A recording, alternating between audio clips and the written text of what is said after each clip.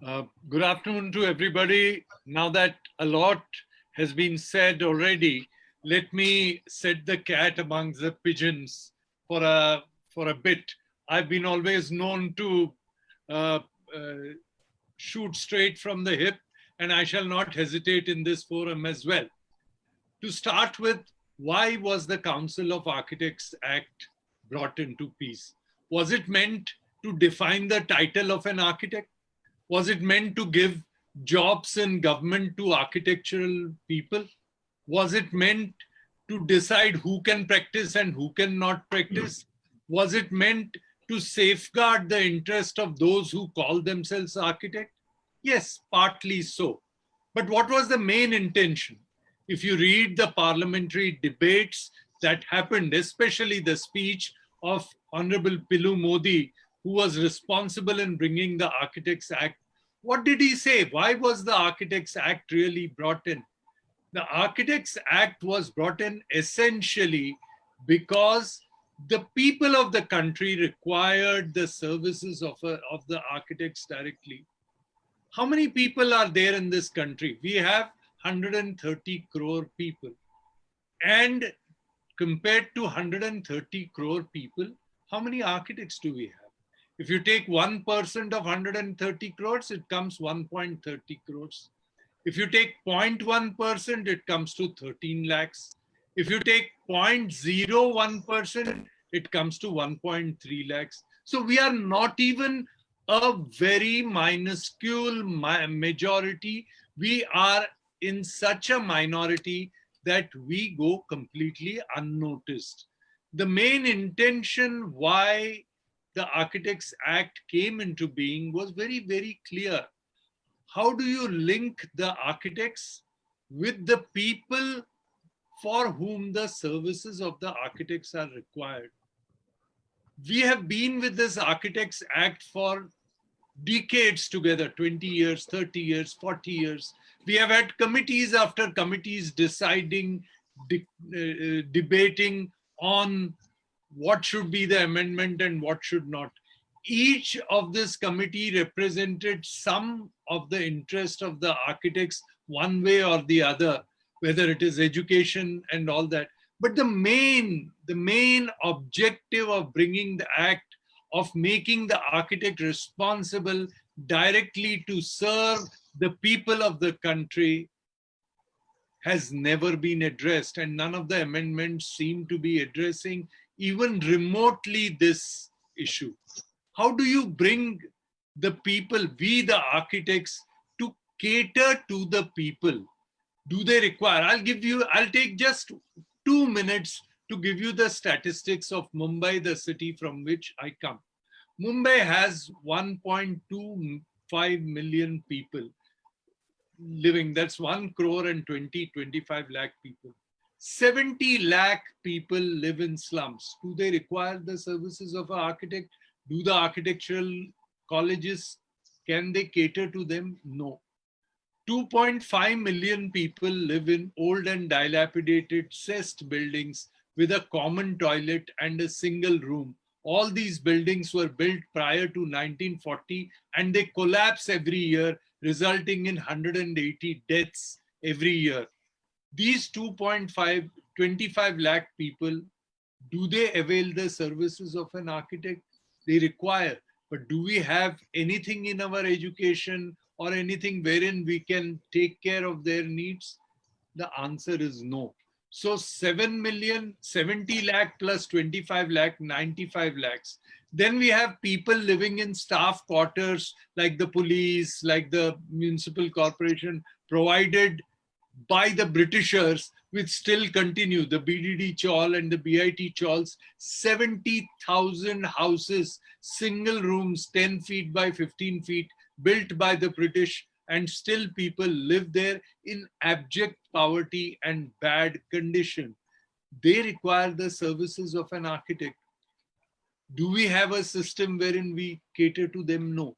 So in short, if you take the city of Mumbai, 96% of the city's population, which really require the services of an architect, doesn't get the services of an architect, with 21 colleges churning out 4 to 5,000 architects every year, none of them go and cater to the people, which was the intention of the parliament when the Architects Act was brought into place. Now, despite all this, when we all discuss and debate and deliberate the amendments, we forget that all these amendments are for us and at best can cater to a small, minuscule section of the population, which either becomes our clients if they are corporates, or we work for some developer who in turn kind of makes buildings for them. Now in Mumbai, for instance, in a place which requires at least 3 million, 30 lakh houses in the next 10 years to be built, how much do all of us put together cater? We make 22,500 houses every year in place of 2,80,000 houses required every year, because we don't cater to the person for whom our profession is meant. And hence, I would like to place before people this, the main intention of having the act, the Council of Architecture Act, was to ensure that the professional who is an architect be trained to cater to the people. And that is what we have forgotten. We want to cater to ourselves, which is a good thing. I'm not saying that that is bad. We want to ensure that we get the title. We want to ensure that someone who's not an architect should not practice, which is correct. I'm not opposing that at all. But we are restricting ourselves to very narrow issues which concern us, concern our well-being, concern what we treat is our bread and butter, but does not concern the real needs of the people. We are supposed to be here to cater to the people. The medical profession is supposed to cater to people. So the best medical practice is decided on the basis of the people and the percentage of the doctors who cater to the people. Similarly, the architects should have, whether it is through education, whether it is through practice, whether it is through professionalism, whether it is through professional enterprise, whether it is through getting the architects together into architectural organization, the prime motive and intention should be to cater to people. And that, according to me, seems to have over the years been forgotten. Mind you, when I'm saying this, I'm not saying that the amendments which have been proposed and our reactions to these amendments are not important. Please don't misunderstand me. They are important. It is important that someone who has not done a 5-year course in architecture call himself architect. That's just not done. It's important that someone who has done a professional qualification of civil engineering doesn't usurp the work of an architect. It is important that someone who calls himself builder also takes turnkey job of an architect, hires the services of an architect, and then says, I'm giving you under one roof all the services. That is important. So the issues which have been debated and which have been discussed by the speakers earlier are also important, because we are in the profession where they are important. But the basic motive when Pilu Modi decided to move the parliament, when different parliamentarians engaged themselves into a debate, and for the first time in the history of Indian Parliament, the Council of Architecture Act was brought into being, was to empower the architect to make them serve the people of the country. I think that is the basic motive why our Architectural Act was brought into being, and that to some extent each one of us does in his own individual capacity.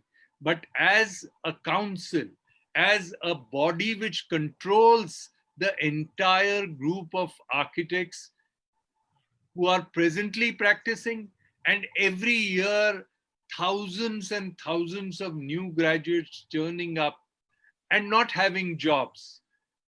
we need to make an avenue and be the link between them and the people. And there is a lot of work to be done. There is enough scope for work. Today we are catering to 2%, 3%, 5% of the population. If we start catering to the larger section of population, a direct link between the architect and the people, where the people appoint the architect and architect caters to people. We tried a small experiment in Mumbai wherein the redevelopment of Mumbai was to be taken, and all these buildings which are old and dilapidated would have otherwise gone to developers. Now, with the developers all deciding bankruptcy, a situation came in wherein almost 10 lakh people in Mumbai have been rendered homeless. They were in good buildings. The builder told them, take this rent, go away. I will demolish your building and build a new one and bring you back. They took the rent, went away. The building has been demolished. Now the builder is bankrupt. They don't know when they are going to get their houses. For 10 years, 15 years, they are on the streets. Those who are in proper flats have to go and live in the slums. A deputy commissioner of police is living in the slum because the builder is no longer giving him his what was legitimately due to him. Now, instead of us catering to the builders and the builder in turn then trying to take the projects, we decided that the architect should directly be responsible for the redevelopment project. We called it self-redevelopment. We got the GST to be waived for it. We got the banks to give loans. The people went to the architects. Architects made the designs for the people. The extra area after accommodating the people was sold, and the cost of construction was recovered from that, and this movement has picked up.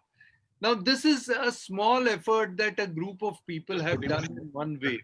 Instead of that, if we all get together and remind ourselves of our basic motive of forming the Council of Architecture and forming the Act and rethink the whole thing again, I think we will cause a major change to our cities, to our states, and to the country as a whole. I think we should think about this, and I request all of you who are present here today to react to what I have said and tell me what you feel about this. Thank you very much.